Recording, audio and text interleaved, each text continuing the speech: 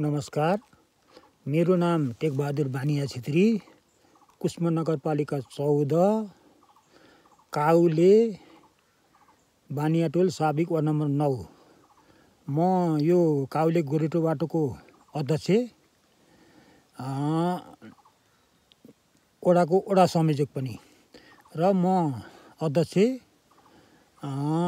उपाध्यक्ष हस्तबहादुर गुरुङ, सचिव हिता नेपाली, कोषाध्यक्ष गीता नेपाली, सदस्य श्री मनु नेपाली, सदस्य पितम्बर रिमाल, सदस्य सीता नेपाली।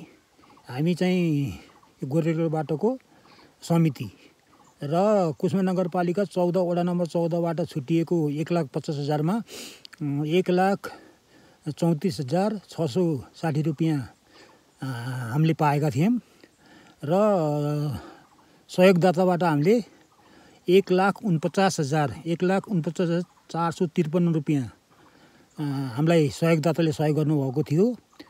सहयोगदाताको नाम म सबै यो अहिले एकछिनपछि तपाईँलाई यो फेसबुकमै हालिदिनेछु, कसले कति गर्यो भन्ने कुराहरू। र टोटल गरेर 2,84,113 रुपियाँ हाम्रो चाहिँ जम्मा रकम भएको थियो।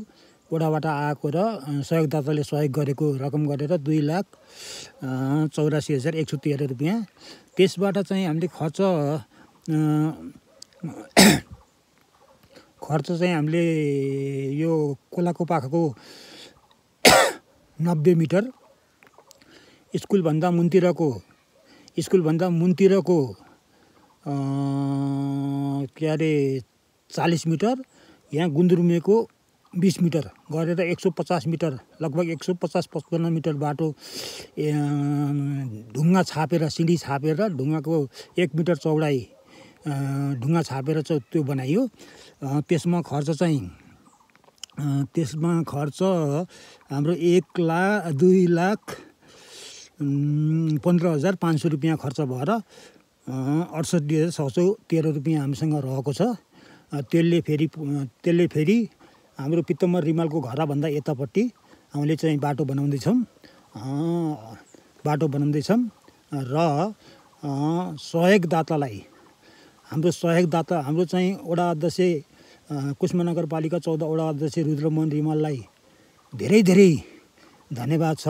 उहाँले पारिदिनु भएको बाटो सुरुवात भएको र अहिले हामीले चाहिँ 150 मिटर बाटो बनाउन सफल भयौँ। चन्दादाताले सहयोग गरेको र उहाँको रकमले गर्दाखेरि 150 मिटर बाटो सम्पन्न भएर फेरि पितम्बर रिमाल दाईको घरभन्दा यतापट्टिको बाटो, तल जाने बाटो चाहिँ बनाउँदैछौँ। त्यो अब कति बाटो हुन्छ त्यो बनाउँदैछौँ। र